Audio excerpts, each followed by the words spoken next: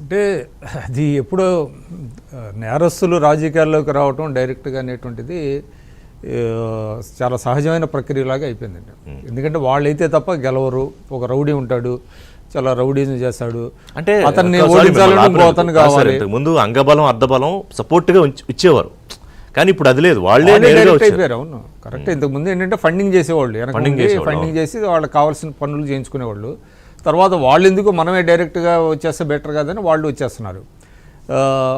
అదే దానివల్ల వచ్చినటువంటి సమస్య. అందుకనే నేను ఎందుకు చెప్పానంటే ఈ రకమైనటువంటి ట్రెండు రాజశేఖర రెడ్డి గారు ఉన్నప్పుడు మొదలైంది.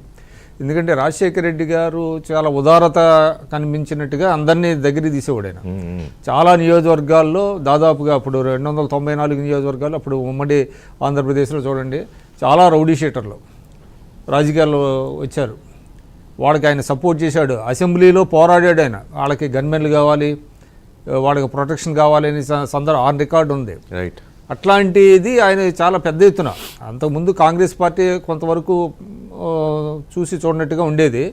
ఈయన వచ్చిన తర్వాత వాళ్ళందరికీ కూడా మీకు గ్రీన్ ఫ్లాగ్ వచ్చేసారు, మొత్తం పెద్ద ఎత్తున వచ్చేసారు. అదే రెండింటికి తేడా లేకుండా చేశాడు, రౌడీజానికి రాజకీయానికి చాలా చాలా పెద్ద ఎత్తున చేశారు. నిజంగా ఆయన కాంట్రిబ్యూషన్, రాజశేఖర రెడ్డి గారు కొన్ని గొప్ప స్కీమ్స్ చేసి ఉండొచ్చు, సంక్షేమం, పేదలకి సంక్షేమం ఇవ్వచ్చు, ఫీజు రియంబర్స్మెంట్ లాంటి పథకాలను చేయొచ్చు, పేదల పట్ల కొంత ఎందు ఉండొచ్చు. కానీ ఆయన కాంట్రిబ్యూషన్ నన్ను అడిగితే కావాలంటే నేను లెక్కలతో సహా ఇవ్వగలరు.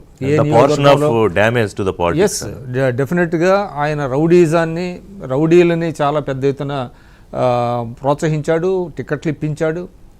ఆ విధంగా చాలామంది అవినీతి పరులు కొమ్ము కాశాడు ఆయన. ఇప్పుడు ఇంకో అడుగు ముందుకేసాడు ఈయన. ఇంకా డైరెక్ట్గా ఇవాళ చూడండి, మీకు వైఎస్ఆర్సీపీలు ఇప్పుడు మాట్లాడుతున్న వాళ్ళందరూ కూడా ఎటువంటి పెద్ద హిస్టరీ షీటర్స్ వాళ్ళందరినీ. కాబట్టి ఇటువంటి వాళ్ళతో మీరు రాజకీయం చేయాలంటే కొంచెం కష్టమే, ఇబ్బందికరమైన. అంత మాత్రం చేత తెలుగుదేశంలో కూడా 100% ఉన్నారంటే నేను దానికి కూడా సపోర్ట్ చేయను.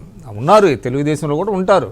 ఇంకా అంటే అవతల ఇవాళ ఎట్లయిపోయిందంటే మీరు అన్నట్టుగా అర్ధబలం అంగబలం ఇంకా మిగతా రౌడీజం ఎంత ఉన్న వాళ్ళని ఎదుర్కోవాలంటే అనివార్యంగా వీళ్ళు కూడా. అంటే మీరు అనేదాన్ని బట్టి నాకు 175 మంది బుచ్చే చౌదరి లాంటి వాళ్ళే కావాలి ఆయనలాగే అంటే కుదరదు. ఇప్పుడు కష్టం అది. కాకపోతే కొంతవరకు చంద్రబాబు నాయుడు గారు ప్రజాదీవెన అని ఒక కార్యక్రమాన్ని తీసుకున్నారు 99లో. అప్పుడే విజయరామారావు గారు లాంటి వాళ్ళు వచ్చారు. అప్పుడు మీరు అన్నట్టుగా రౌడీ వర్సెస్ పోలీస్ అని హెడ్డింగ్లు పెట్టారు మీడియా. అంటే పీజీఆర్ ఉండేవాడు, ఆయన మీద కొన్ని కేసులు ఉన్నాయి కదా, రౌడీ వర్సెస్ పోలీస్ అని. ఆయన ప్రయోగం చేశాడు. ఆయన కొంత రాజకీయాలను ప్రక్షాళన చేయాలని ఎన్టీఆర్ ఏ విధంగా చేశారో ఆ విధంగా కొంత చేశారు.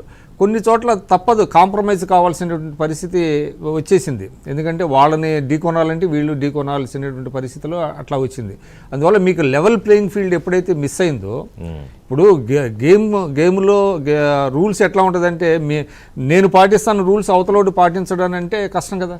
అదే కదా, అది ఆ లెవెల్ ప్లేయింగ్ ఫీల్డ్ ఎప్పుడైతే మిస్ అయిందో ఇక అన్ని పార్టీల్లో కూడా ఈ రకమైనటువంటి అంటే ఒకటి ఎలిమెంట్స్ అందరూ వస్తున్నారు. ఎంట్రీ అవ్వడం ఒకటి, అది పెనిట్రేట్ అయిపోయి బలంగా ఇవాళ డామినేటింగ్ అథారిటీగా మారిపోయిన తర్వాత ఖచ్చితంగా అంటే మనం ఏదో నీతులు చెప్పినట్టు ఉంటుంది కానీ చర్చ, బట్ డిబేటబుల్ పాయింట్, ఒక ప్రక్షాళన జరుగుతుందా లేదా అనేది పెద్ద క్వశ్చనే. కానీ మరి ఏం చేయాలంటే చంద్రబాబు నాయుడు లాంటి సీనియర్ పొలిటీషియన్స్ ఇంకా ఉన్నారు, రాష్ట్రాన్ని పాలిస్తున్నారు. సరే తర్వాత జనరేషన్స్ తర్వాత అనుకోండి. ఇప్పుడు ఆయన ఇబ్బంది పడినా బాధపడినా జగన్మోహన్ రెడ్డి రాజకీయం చేయాలి. ఆయన వైఖరి ఏంటన్నది నిన్ననే ఆయన చాలా స్పష్టంగా చెప్పారు కదా. ఏది వాళ్ళు కక్షపూరిత రాజకీయాలు చేస్తున్నారని మనం కూడా ఆ దారిని వెళ్ళలేమనే మాట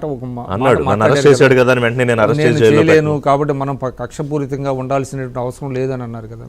అందువల్ల చంద్రబాబు నాయుడు గారు ఉన్నంత వరకు కూడా డెఫినెట్గా ఒక రకమైనటువంటి స్వచ్ఛమైనటువంటి రాజకీయాలు, కక్షపూరితమైనటువంటి రాజకీయాలు ఉండవనేది మాత్రం చెప్పచ్చండి. ఎందుకంటే ఆయన ముందు చాలా పెద్ద ఆయన ప్రయారిటీస్ వేరు.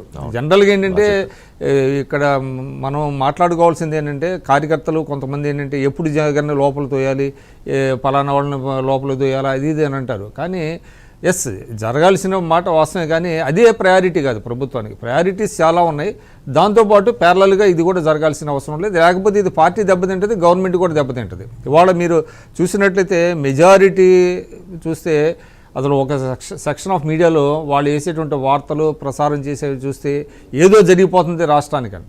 ఏం జరుగుతుంది రాష్ట్రానికి? వచ్చిన తర్వాత కేంద్రంతో సఖ్యత వచ్చింది, కేంద్రం నుంచి మనం నిధులు తెచ్చుకోగలుగుతున్నాం, పారిశ్రామిక కోట్ల రాజధాని కోసం వస్తున్నాయి, పనులు జరుగుతున్నాయి. ఇవన్నీ జరుగుతుంటే ఇవన్నీ పక్కన పెట్టేసి వేరే రకమైన బ్యాడ్ పిక్చర్ ఒకటి పెయింట్ చేసేటువంటి ఒక ప్రయత్నం జరుగుతుంది. దాన్ని మీద ఫోకస్ చేయాల్సినటువంటి ఫోకస్ అది. ఎందుకంటే ఒక చిన్న బ్రేక్